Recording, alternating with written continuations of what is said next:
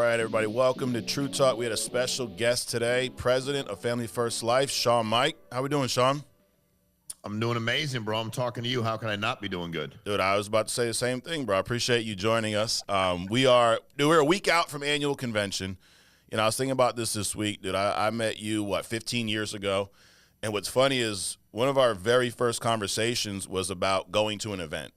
And I think back, and it's like, dude, this is something that you and I and a lot of people watching have been doing for over a decade, going to these events.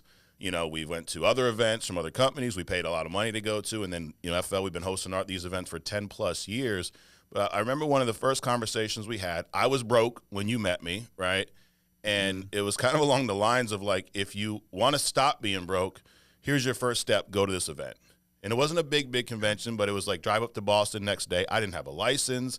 I didn't know anything about selling life insurance. I knew I was tired of being where I was at, and I wanted to change that. And the next step was to go somewhere. And then a few months later was an annual convention. Long story short, we work at this company for a handful of years. Then December 12th, 2014, you started this company. And here we are, 10, 11 years later, going to another event. And so why I wanted to get you on is really just to talk about why this is so important. I think there's a lot of, myths out there where some people may believe, Shawn, that, well, I went to the event last year. Why do I need to go again this year? Or I sold at this level. Why do I need to go? So I really just would love for you to take a few minutes and explain to everybody watching, in your opinion, because, you're going to the event. Obviously, you're training, but I know you get a lot out of them, in a different perspective now. But why are these events so important to an independent salesperson, whether you're in life insurance or anything? Why is an event like this such an important part of your insurance career, I guess? Well, Mike, first of all, when I think back to, when we met, you're talking about 08, 09, and I saw the situation you were in and your family. I think that the thing for me was, how do I get him to get successful as fast as possible, right? The thing about building a business for me was I always felt very, if I brought you into business, like I hired you at that agency when I got my insurance license in 08, I felt responsible. Like, not that I was going to take credit for your success and I wasn't going to take blame for your failure if you had either one of those, and you're probably going to have both throughout the business. But I wanted to do the best I could to put you in a position to win. And all I knew was the guy that recruited me, he wasn't in the business long after recruiting me, but he brought me to a meeting in Syracuse, New York. And I'll never forget, a guy said to me, the better promoters of the meetings tend to build the business faster. And I didn't really know if I knew what that meant or not. But for me, what I knew was, if there were people talking about the business that were having success, who had gone through failures or were in different phases of the business, the more people you would hear from and everybody on my team would hear from, the better off y'all would do. And I believed that. And also, my situation wasn't your situation. I also knew that, we were different ages, we had different backgrounds. Right. And so I'm like, I need him to see other people that maybe they didn't hit the ground running in sales and do really well. And maybe they had to overcome some of these things. So I think, Mike, for me, I just knew there was like power in numbers, and I knew that, getting as many people as I could around the people that were having success. And at that point in time, Mike, I had just started. So all I kind of knew was to go, hey, I'm not really doing anything yet, dude. We got to get to a meeting. Like, I'm just getting started as well, trying to figure some stuff out. So that's always worked really well for me. And if you remember, when we had our agency, we didn't have, we might have had 50, 60 people on our team, but the vast majority of them were at the meetings. Right. And because they were trying to get, to get the information to get better. And I knew that if you utilize the meetings, it wasn't a waste of time. Yeah, absolutely. It's funny you mentioned seeing these other people. I've said this on a podcast a week ago. Shawn, I wouldn't be sitting in this seat right now if I didn't go to that meeting in Dallas and see Andrew Taylor on stage.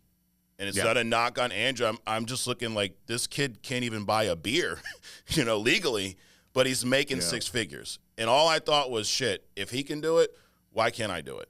Now, obviously it takes hard work. It's not easy. I'd say it's simple, but not easy. It's a grind. Mm-hmm.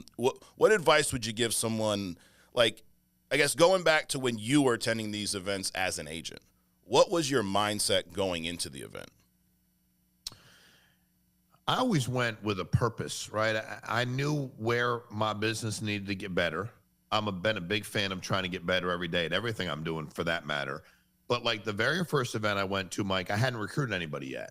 Yeah. So my mission there was, all right, they showed me the leads. I sold right away. Like that part made sense to me. That part didn't confuse me, but I had not built a business. So it's not that I wasn't looking for more sales advice. I was certainly down to get more sales advice, but I was laser focused on the business building advice, right? Like how are these guys and girls putting a business together? How are they recruiting people? How are they getting width and depth? And what is that even like? I wanted to hear from them what they were doing. And then I went and said to myself, I'm going to ask questions too. Like I'm going to find people that are willing to answer my questions and be able to say to them, hey man, like you guys recruited this many people last month. How did you do that? What was the tool used for recruiting? Was it warm market, cold market? Is it all warm market? How did you get and help those people hire people? What did you do to manage the business and the profitability end? Like what was your acquisition cost as you were acquiring and marketing? And like if you spent this much a month on marketing, how much was it costing you per agent to get them started? I went with a variant, and every year, Mike, I had a different motivation. Like every year I wanted to get better completely, but I'm like, okay, this part of my business I'm really trying to figure out. Yeah. Okay, got it. This guy does really, really well. His persistency is obnoxiously high. What is he doing that I can teach the agents I got? Oh, he's doing these things. Okay, cool. That's good to know. What are you doing for leads? So, Mike, I became a really good student, and no matter how good I did the business, that was the other thing I think, I've never stopped learning. Right. There's a lot of, you're right. It's simple but not easy. I mean, you can't have a big business and a big ego. And these are just sayings that unfortunately they're said so much that they get watered down, right? But they are true. The people I watched in business that stopped learning, they didn't keep growing. And I've just always wanted to learn. Like no matter where I was in that business, I wanted to learn. There's always somebody that knows more about something than I do. My job is to get the information from them. And I think that I did really well at that. I was really, really laser focused on obtaining the information, bringing the information in, utilizing the information to the best of my ability. But every year, Mike, I was very intentional. It's funny you said about Andrew Taylor, because early in the business, I hired a lot of people that were like around Andrew Taylor's age. So I'm like, right. Okay, like, what do I say to Mike Sizer? You know what I mean? Like, I got kids, I'm in my 30s, and Mike is ridiculously young. Like, how do I relate? He's got no kids. Andrew had no kids. I can't be saying you need to do this or, this much per day or per week, per month. We're in different situations. But there were people. So for me, I wanted to know, how do I connect him with people I know? And then there were other top producers that I was like, okay, that guy's, his situation's like mine. He sells a lot, but he doesn't have a big team. Okay, I wonder why. And then this guy over here he has both. He sells and builds. So, Mike, I had a list of people I wanted to talk to as well and get information from.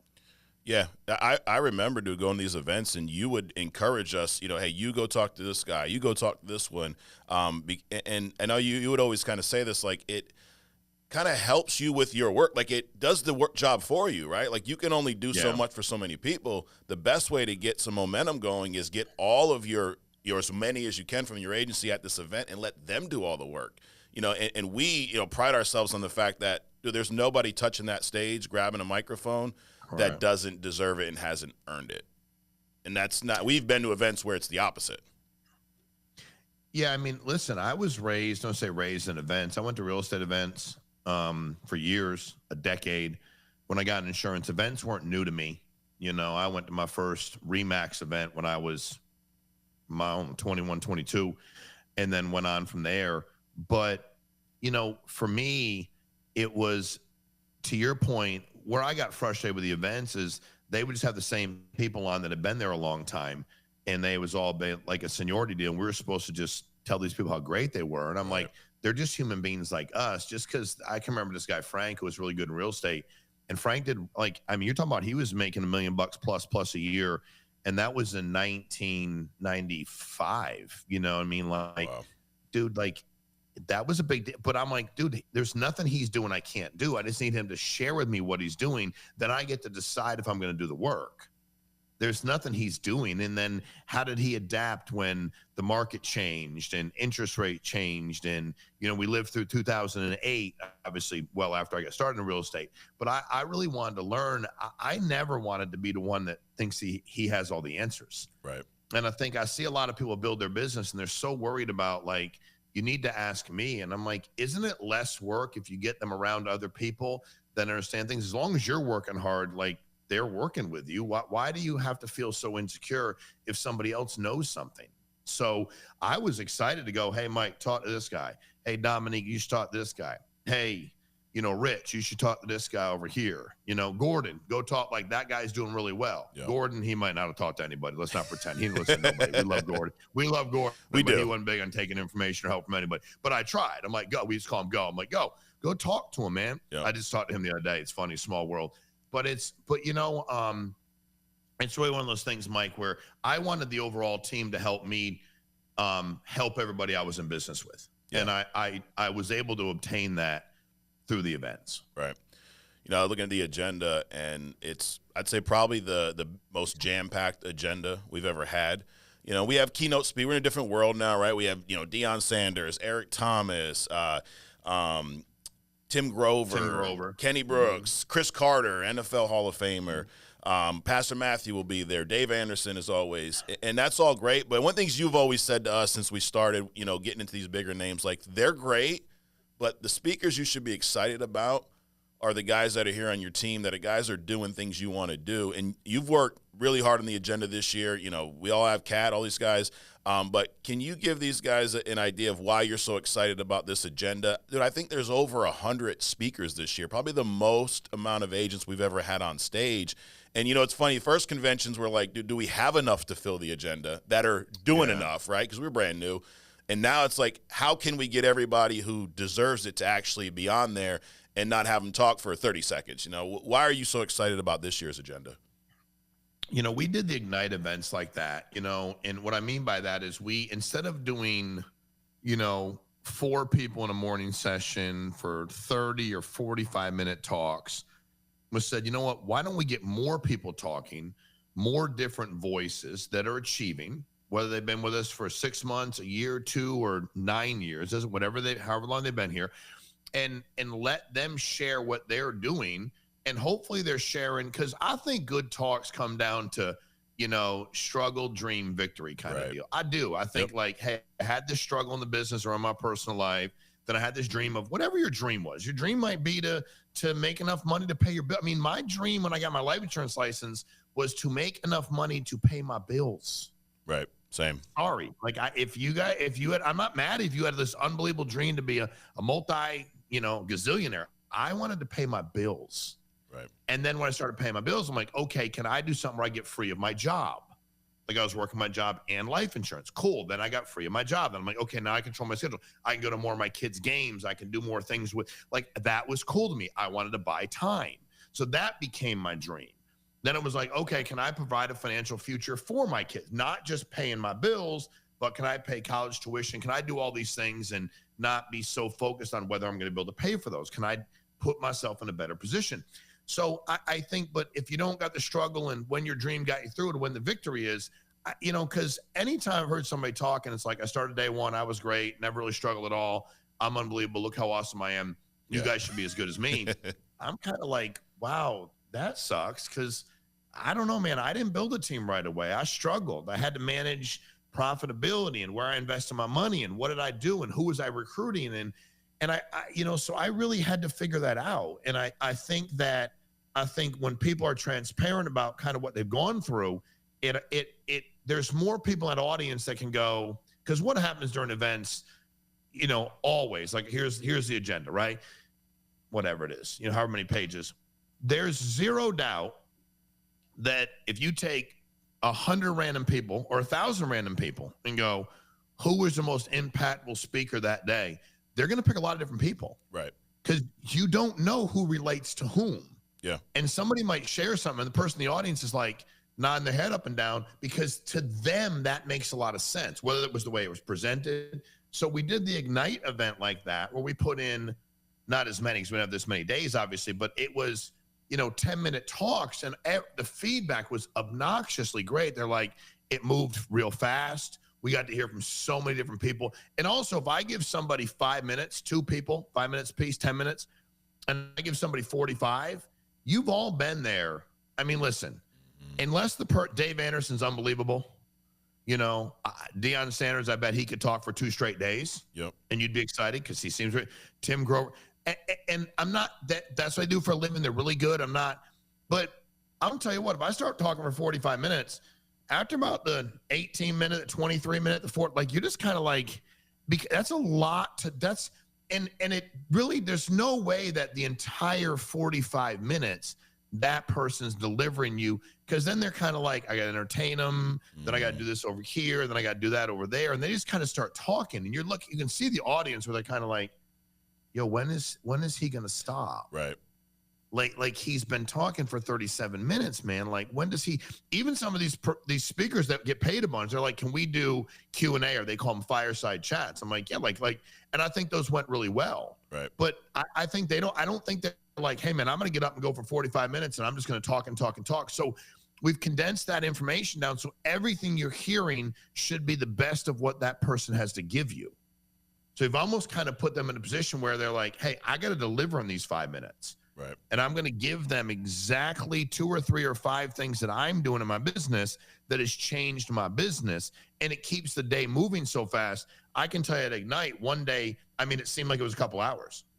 And the feedback was unbelievable. So we decided to roll with that. And, as big as we are, we have a lot of people doing really well. Right. And what was really cool about Ignite is there was some folks that were like, hey man, I've been here for a while and this wasn't my best year. And it was really good to hear from some of these folks who maybe 2 years ago, that wasn't their best year, but this year was their best. You know what I mean? Like to really be able to relate. And I think that's what business is all about, man. We're all just trying to get better every day. Right. We all, you got your ups, you got your downs, you got your good days, good months, good years. Like, and dude, all you can really do is just try to get better every day. Right. But we used to always say we're a bunch of imperfect people helping imperfect people, and we're just trying to get better, man. So I think that I'm really excited about the format. We have a lot of people, corporates work really hard on going through numbers and putting people, and that's the other thing. We want you to get the best. Right. If the person sells a lot and has great persistency, is making money, we want you to hear from them. If they sell a ton and don't, we want to make sure that whatever information they're giving, it's going to benefit you. Not just because we're like, hey, we like Tom. Well, we all might like Tom, but this year, 24 wasn't Tom's year to be able to share, but guess what? In 25, he might share how 24 was a struggle. Then he had his dream and boom, started to have the victory. And then he's sharing it next year's event. So I'm a big fan. And I was with a group the other day, and a guy said to me that he said, the thing I love the most about the events is I've worked hard here. He said, I've had my ups and downs. He's definitely not where he wants to be. And he said, but Shawn, I've always felt comfortable at the events because the people on stage have never spoken down to me. You've always made sure we're like, hey dude, we're all people. We're all nobody on here. Cause again, it'd be different if we're sitting back trying to, crack some kind of code that requires this unbelievable intellectual capacity where like 90% of the people are looking at it like, what does that even mean? We sell life insurance, man. We recruit people to sell life insurance. We call leads. So, and there are up times and down times for everybody, but that person, he or she that's killing it, as much as sometimes they want to convince you they're special, they're just working harder, and there's some things they're doing that are working, and they should share with you. Whatever they're investing in their business, they have good momentum, but they're not doing anything that you can't do. Correct. That's what I love about our business. That's what I loved about business since I got into it when I was, 2021 is it's the greatest equalizer. I'd come out of college where I had never felt like growing up athletically, I was like, I'm better than everybody, like athletically, like that. But that's your town you live in, right? You play ball in high school and you go to college and you're like, damn, like that's why they got drafted in the, 5th round, 7th round, and they didn't sign. They want more money. Like, why when he hits the ball does it look like it hurts the ball? Like, look how far that thing goes. Like, I thought I would, and I started kind of looking around, realizing I could work because that idea of, hard work beats talent when talent doesn't work hard. That's not true in athletics. You say whatever you want. You bring me the greatest Hall of Famer in the history of the world. I'm just telling you that if somebody's uber talented and you're not talented athletically, you can work hard every day. They're still going to beat you. Right.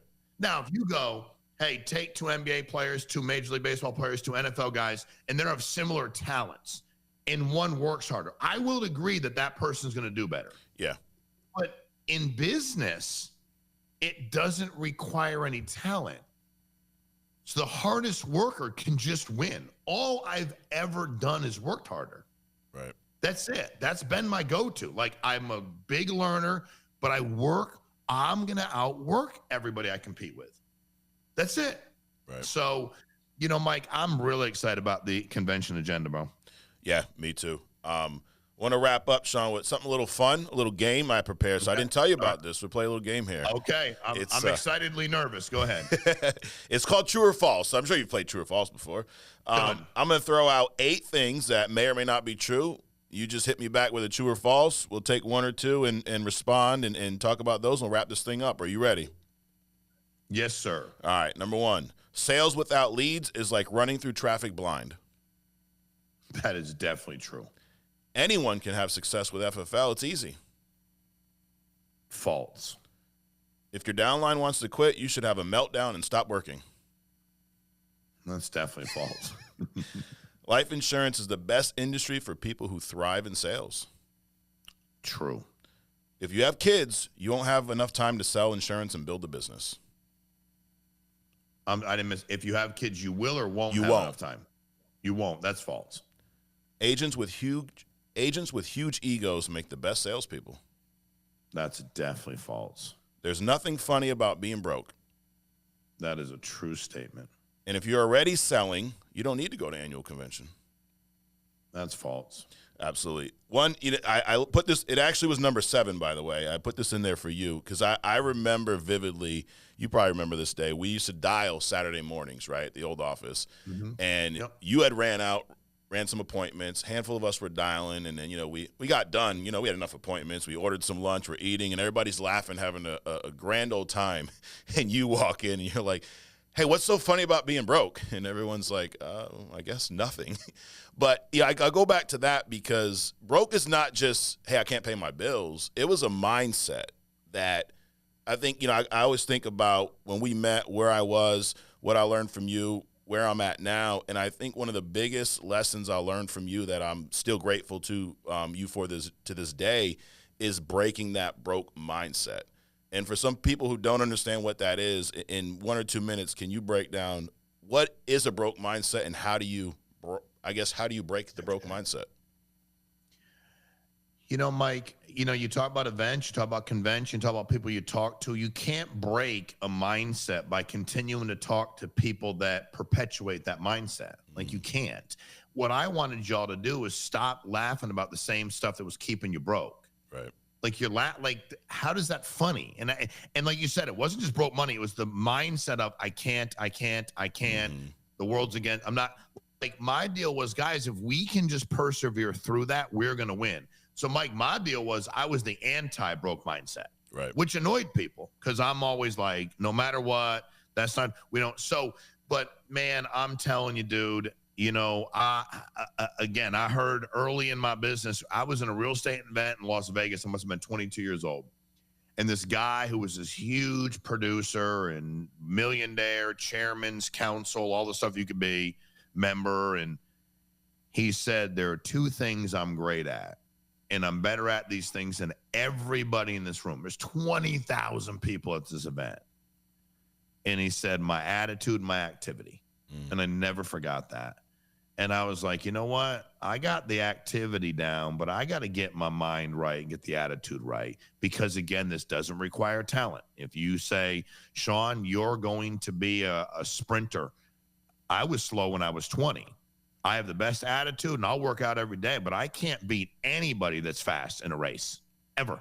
Right. It's not lack of trying. So I realized, man, I looked around the room and realized, man, I can thrive here if my attitude and activity are superior to everybody else's. Absolutely.